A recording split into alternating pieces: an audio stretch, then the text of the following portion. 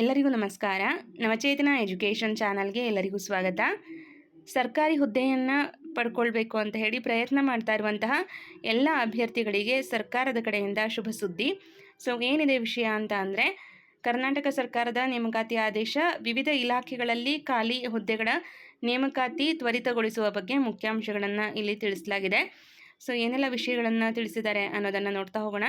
ಕರ್ನಾಟಕ ಸರ್ಕಾರದ ವಿವಿಧ ಇಲಾಖೆಗಳಲ್ಲಿ ಖಾಲಿ ಇರುವ ಹುದ್ದೆಗಳ ನೇಮಕಾತಿ ಪ್ರಕ್ರಿಯೆಯನ್ನು ತ್ವರಿತಗತಿಯಲ್ಲಿ ಪೂರ್ಣಗೊಳಿಸಲು ಮೇಲುಸ್ತುವಾರಿಗಾಗಿ ಉನ್ನತ ಮಟ್ಟದ ಅಧಿಕಾರಿಗಳನ್ನು ನೇಮಿಸಿ ಸರ್ಕಾರವು ಈ ಕೆಳಗಿನಂತೆ ಆದೇಶವನ್ನು ಹೊರಡಿಸಿದೆ. ಕರ್ನಾಟಕ ಸರ್ಕಾರದ ನಡವಳಿಗಳಲ್ಲಿ ಈ ಅಂಶ ಪ್ರಕಟಣೆಯಾಗಿರುವಂಥದ್ದು. ಹುದ್ದೆಗಳ ವಿವರ ಏನಿದೆ ಅಂದರೆ, ಒಟ್ಟು ಮಂಜೂರಾದ ಹುದ್ದೆಗಳು 72,186 ಹುದ್ದೆಗಳು. ಆರ್ಥಿಕ ಇಲಾಖೆ ಸಹಮತಿ ನೀಡಿದ ಹುದ್ದೆಗಳು 40,009 ಹುದ್ದೆಗಳು. ಇನ್ನು ಕಲ್ಯಾಣ ಕರ್ನಾಟಕ ಸ್ಥಳೀಯ ವೃಂದದ ಹುದ್ದೆಗಳು ಎಷ್ಟಿದೆ ಅಂತ ಅಂದರೆ 32,177. 80% ಭರ್ತಿಗೆ ಸಹಮತಿಯನ್ನು ನೀಡಲಾಗಿದೆ. ಇನ್ನು ಕಟ್ಟುನಿಟ್ಟಿನ ಕಾಲಮಿತಿ, ಇದು ಇಂಪಾರ್ಟೆಂಟ್ ಆಗುತ್ತೆ, ಎಲ್ಲ ಸ್ಪರ್ಧಾರ್ಥಿಗಳು ತಿಳ್ಕೊಳ್ಳೇಬೇಕಾದಂತಹ ಅಂಶ.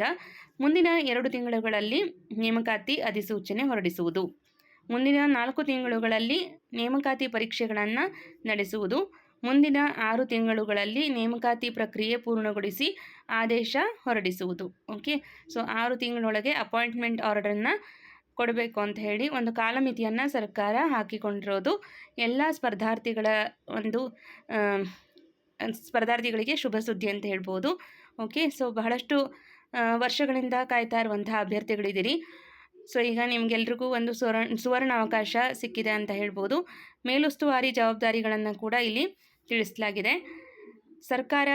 ಸರ್ಕಾರದ ಅಪರ ಮುಖ್ಯ ಕಾರ್ಯದರ್ಶಿ ಹಾಗೂ ಅಭಿವೃದ್ಧಿ ಆಯುಕ್ತರು ಯಾವೆಲ್ಲ ಕಾರ್ಯಗಳನ್ನು ಮಾಡಬೇಕು ಅನ್ನೋದರ ಕುರಿತಾಗಿ ಇಲ್ಲಿ ಕೊಟ್ಟಿದ್ದಾರೆ. ಈ ಎಲ್ಲ ಅಂಶವನ್ನು ನಿಮಗೆ ನಾವು ಟೆಲಿಗ್ರಾಮಲ್ಲಿ ಶೇರ್ ಮಾಡ್ತೀವಿ, ಅಲ್ಲಿ ನೋಡ್ಕೊಳ್ಬೋದು. ಒಟ್ಟು 17 ಇಲಾಖೆಗಳಲ್ಲಿ ಒಂದು ಅಧಿಸೂಚನೆಯನ್ನು ಹೊರಡಿಸಿ ಖಾಲಿ ಹುದ್ದೆಗಳನ್ನು ಭರ್ತಿ ಮಾಡಿಕೊಳ್ಬೇಕು ಅಂತ ಆದೇಶವನ್ನು ಹೊರಡಿಸಲಾಗಿದೆ.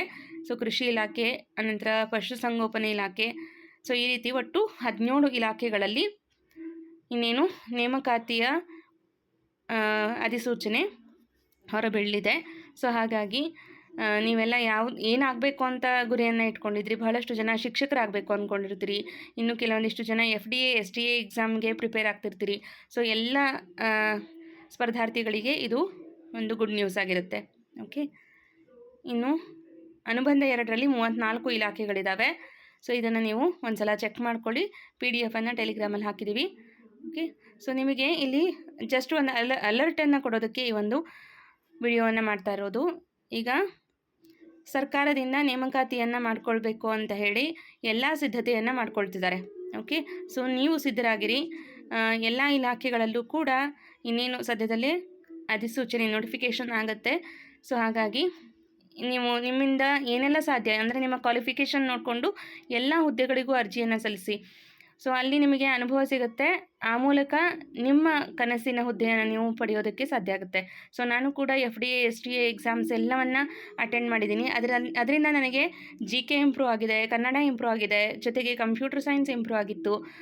ಅದು ನಿಮ್ಮ ಸ್ಕಿಲ್ಲನ್ನು, ನಿಮ್ಮ ನಾಲೆಡ್ಜನ್ನು ಹೆಚ್ಚು ಮಾಡ್ತಾ ಹೋಗುತ್ತೆ. ಈಗ ಬಹಳಷ್ಟು ಜನ ಶಿಕ್ಷಕರಾಗಬೇಕು ಅಂತ ಓದೋರು ಈ ಎಲ್ಲ ಎಕ್ಸಾಮ್ಸ್ಗಳನ್ನು ಅಟೆಂಡ್ ಮಾಡೋದ್ರಿಂದ ನೀವು ಬೇರೆ ಬೇರೆ ನಾಲೆಡ್ಜನ್ನು ಪಡ್ಕೊಳ್ತಾ ಹೋಗ್ತೀರಾ. ಈಗ ನೀವು FDA SDAಗೆ GK ಜಾಸ್ತಿ ಓದಬೇಕಾಗಿರುತ್ತೆ, ಹೌದಾ? ಅಲ್ಲಿ ನಿಮಗೆ ಸಾಮಾನ್ಯ ಜ್ಞಾನದ ವಿಷಯಗಳು ತಿಳಿತಾ ಹೋಗುತ್ತೆ. ಇನ್ನು ಕಂಪ್ಯೂಟರ್ ಸೈನ್ಸ್ ಓದ್ತೀರಾ, ಜೊತೆಗೆ ಇಂಗ್ಲೀಷ್ ಗ್ರಾಮರ್ ಓದ್ತೀರಾ, ಕನ್ನಡ ಗ್ರಾಮರ್ ಓದ್ತೀರಾ. ಆ ಎಲ್ಲ ಏನು ಓದಿರ್ತೀರಿ ಅದು ನಿಮಗೆ ಶಿಕ್ಷಕರ ನೇಮಕಾತಿ ಪರೀಕ್ಷೆಗೆ ಯೂಸ್ ಆಗುತ್ತೆ. ಹಾಗಾಗಿ ಎಲ್ಲ ಹುದ್ದೆಗಳಿಗೂ ಅರ್ಜಿಯನ್ನು ಸಲ್ಲಿಸಿ ಅನುಭವವನ್ನು ಪಡ್ಕೊಂಡು ನಿಮ್ಮ ಕನಸಿನ ಹುದ್ದೆಯನ್ನು ಪಡ್ಕೊಳ್ಳಿ ಅಂತ ಹೇಳೋದಕ್ಕೆ ಇಚ್ಛೆಪಡ್ತೀನಿ.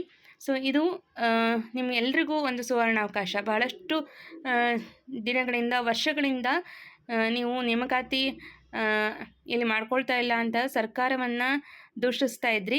ಈಗ ಅದೇ ಸರ್ಕಾರ ನಿಮ್ಮ ಕನಸನ್ನು ಈಡೇರಿಸಬೇಕು, ನಿಮ್ಮ ಗುರಿಯನ್ನು ತಲುಪಿಸೋದಕ್ಕೆ ಎಲ್ಲ ತಯಾರಿಯನ್ನು ಮಾಡ್ಕೊಳ್ತಾ ಇದೆ. ನೀವು ಕೂಡ ನಿಮ್ಮ ಗುರಿಯನ್ನು ತಲುಪೋದಕ್ಕೆ ಏನೆಲ್ಲ ಪ್ರಯತ್ನಗಳು ಬೇಕೋ, ಎಷ್ಟೆಲ್ಲ ಪರಿಶ್ರಮವನ್ನು ಹಾಕಬೇಕೋ ಅದನ್ನು 100% ಎಫರ್ಟ್ ಹಾಕಿ ಖಂಡಿತವಾಗಲೂ ಯಶಸ್ಸು ಸಿಗುತ್ತೆ ಅಂತ ಹೇಳ್ತಾ ಈ ಒಂದು ಅಪ್ಡೇಟನ್ನು ಇಲ್ಲಿಗೆ ಎಂಡ್ ಮಾಡ್ತಾ ಇದ್ದೀನಿ. Thank you all.